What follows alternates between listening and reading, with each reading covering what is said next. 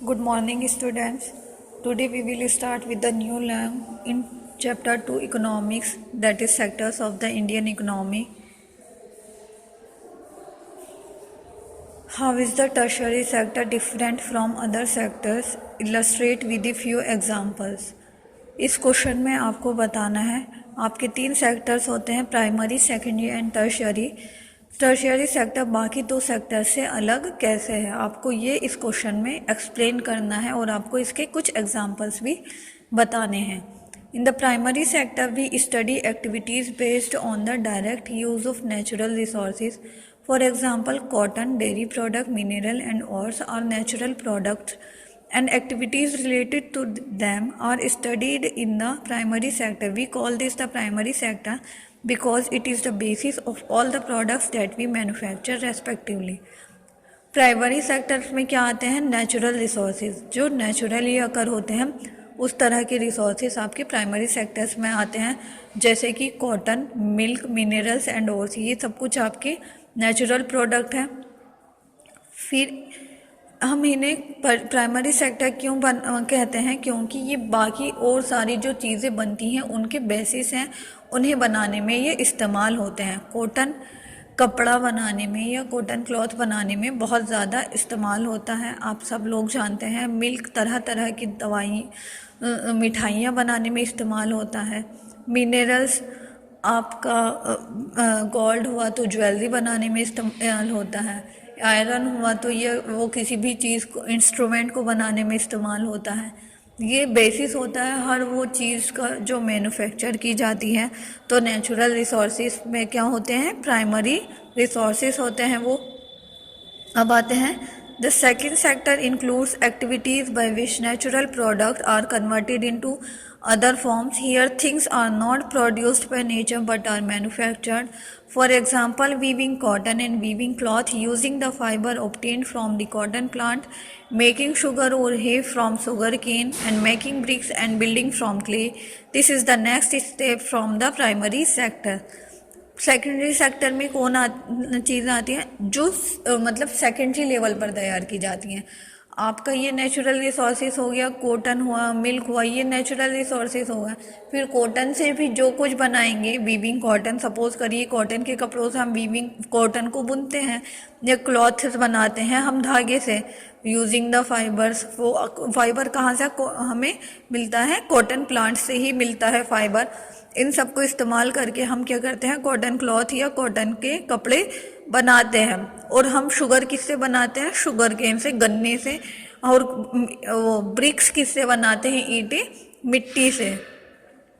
तो ये क्या होता है? प्राइमरी सेक्टर के बाद जो हम तो सेकंड स्टेप यूज़ करते हैं किसी भी चीज़ को मैन्युफैक्चर करने में, वो क्या होता है आपको? वो आता है सेकेंडरी सेक्टर में।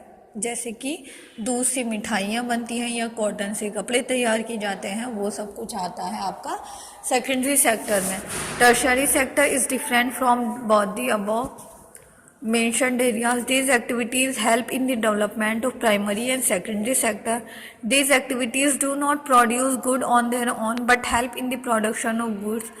Transportation, warehousing, communication, bank services and trade are example of tertiary activities. These activities create services in place of goods. Tertiary sector क्या है? वो आपका दोनों ही बाकी दोनों सेक्टर से बिल्कुल अलग है। ये टर्शियरी सेक्टर एक माध्यम होता है किसी भी चीज़ को फैलाने के लिए। सपोज करिए ट्रांसपोर्टेशन आपको बहुत ज़्यादा यूज़फुल होता है। अगर कहीं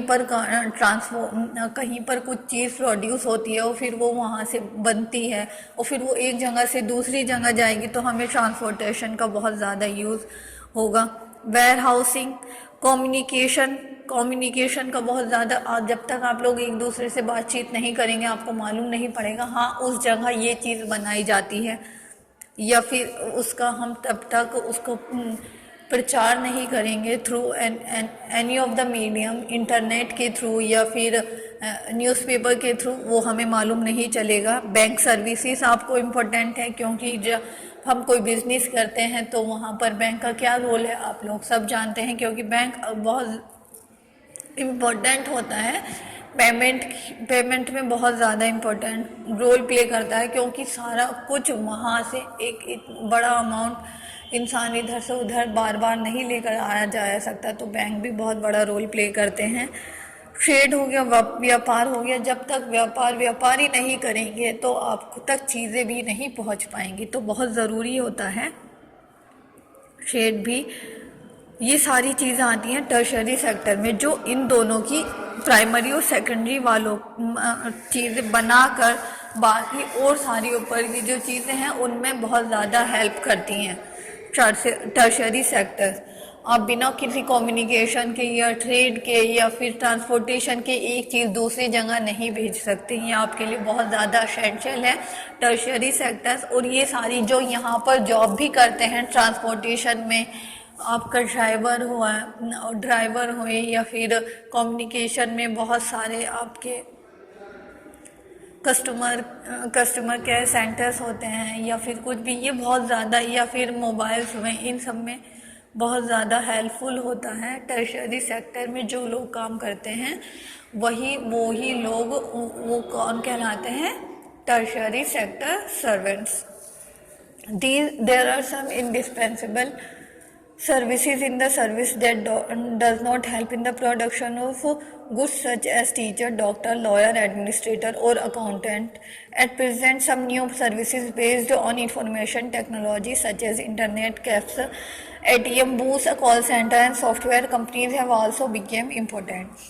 कुछ सर्विसेज ऐसी होती हैं जो डायरेक्टली हेल्प नहीं करती बट इनडायरेक्टली बहुत इम्पोर्टेंट रोल प्ले करती हैं। टीचर है, जब आपको बहुत कुछ सिखाता है टीचर आपका, जब वो आप किसी भी फील्ड में चाहे वो फिर क्यों ही ना वो एजुकेशन से रिलेटेड हो या फिर आपका खुद का पर्सनल काम हो, आपको थोड़ी बहुत नॉलेज की ज़रूरत हर फील्ड में पड़ती है। तो इनडायरेक्टली टीचर भी आपको बहुत कुछ सिखाता है। डॉक्टर, अगर आप बीमार पड़ गए तो आप किसी काम के नहीं रह जाते, आपको डॉक्टर भी हेल्प करता है इनडायरेक्टली रिकवर होने में।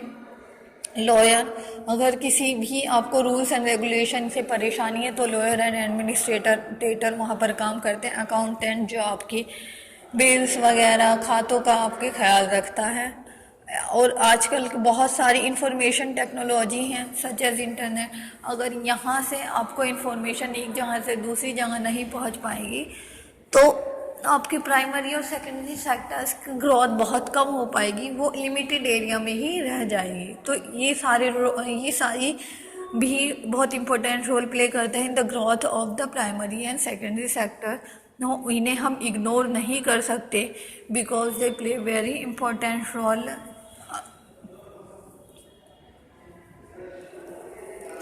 यह आपका लॉन्ग क्वेश्चन कंप्लीट हो गया है। मैं आपको कुछ मैथ कराऊंगी अब।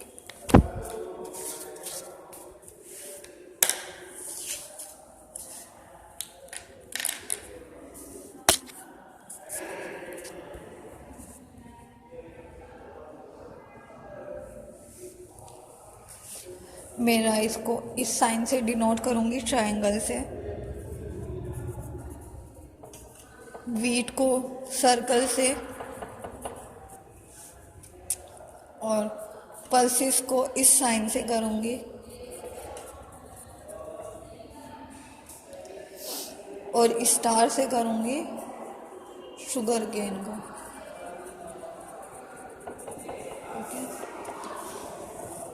राइस का सबसे ज़्यादा प्रोडक्शन कहाँ होता है? बिहार और वेस्ट बंगाल में।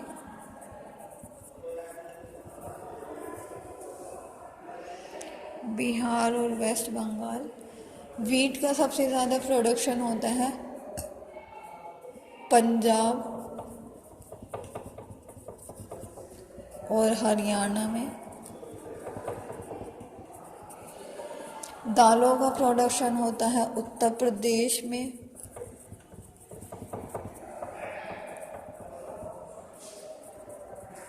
और मध्य प्रदेश में।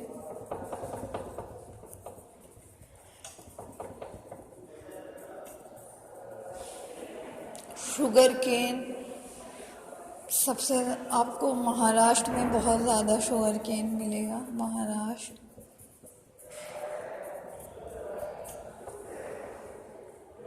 और उत्तर प्रदेश में भी शुगर केन बहुत है।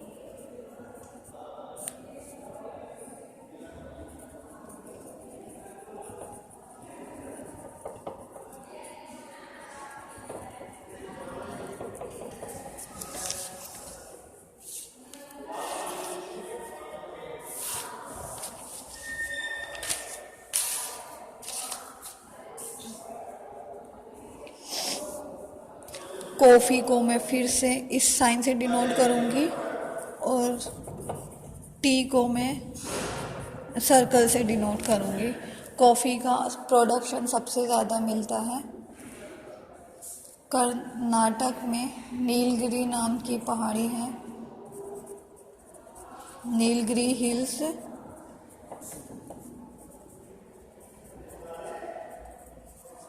कर्नाटक। क्या मिलता है? कॉफ़ी। और वेस्ट बंगाल में दार्जिलिंग हिल्स हैं, हिल्स ऑफ दार्जिलिंग। कहाँ? वेस्ट बंगाल में।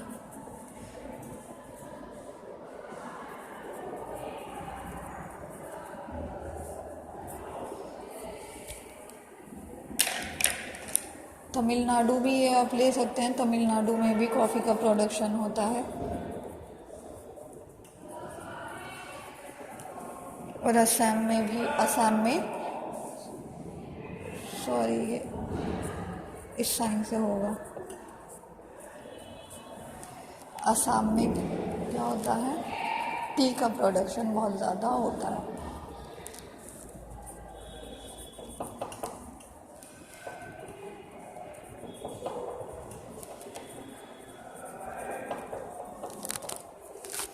Thank you students. आप लोगों को मैं इसके फ़ोटो क्लिक करके सेंड कर दूंगी। आप लोग ये मैप तैयार कर लें और लॉन्ग क्वेश्चन तैयार कर लें। आपको चैप्टर 2 की इकोनॉमिक्स में वेरी शॉर्ट, मल्टीपल चॉइस और शॉर्ट भी इसमें नहीं है करने के लिए। आपको जो मैंने करवाए हैं वो सब तैयार कर लें। कल की वीडियो में आपको मैं नेक्स्ट चैप्टर के लॉन्ग सेंड करूँगी और मैप सेंड करूँगी। आप लोग प्लीज़ इसको तैयार कर लें, चैप्टर 2 को। Okay, thank you students.